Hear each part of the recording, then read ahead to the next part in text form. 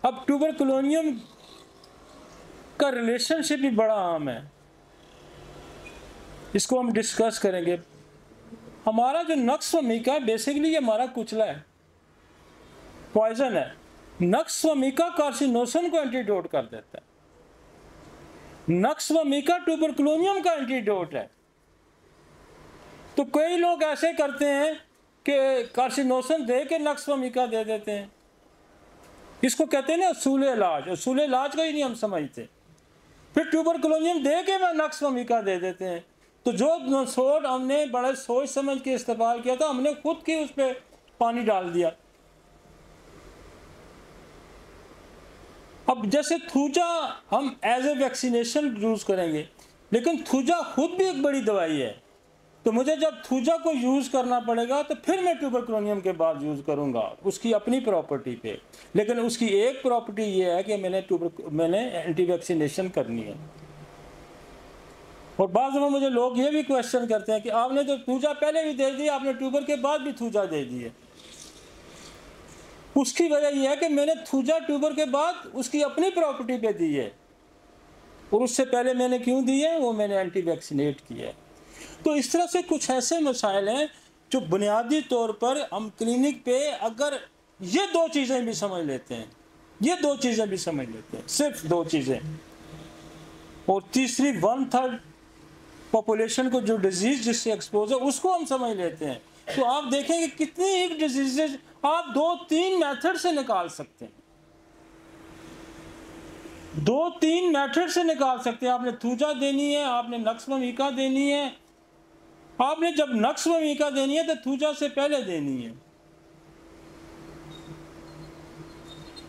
तो ये 2-3 ऐसे मेथड हैं कि आप मैक्सिमम डिजीजेस का अहाता कर सकते हैं, उनको आप ठीक करने की सलाहियत रखते हैं।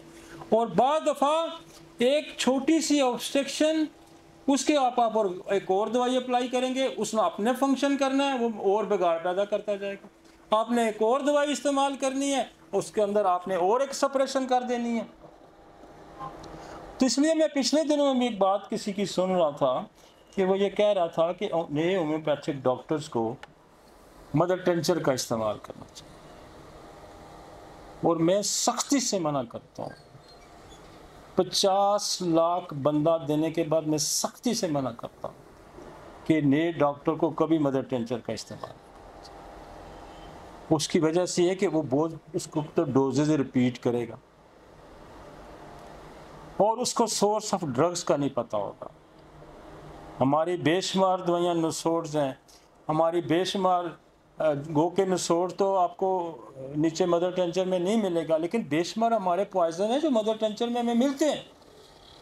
मसलकोनियम है, ये ब्रायोनिया भी पॉइजन है, आपका एकोनाइट पॉइजन है, आपका नक्स वमीका पॉइजन है, आपका हाइड्रास्टस पॉइजन है। ये सारे पॉइजन हैं, और ये पॉइजन आप किसी को मदर टेंचर में देने का मतलब है कि आपको उसको पॉइजन कर रहे हैं।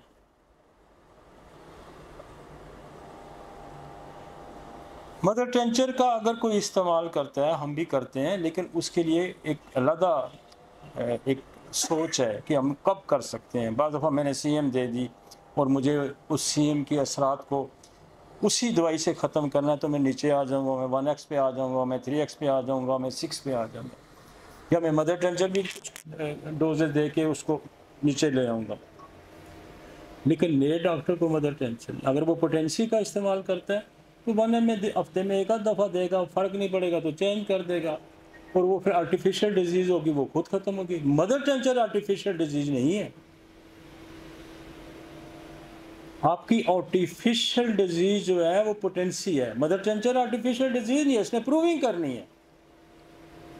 आप मर्कसल 1x 3x में दे देते हैं, आप आर्सेनिक संख्या है वो 1x 3x में दे सकते हैं, बेशुमार दवाइयाँ आपके पॉइजन से।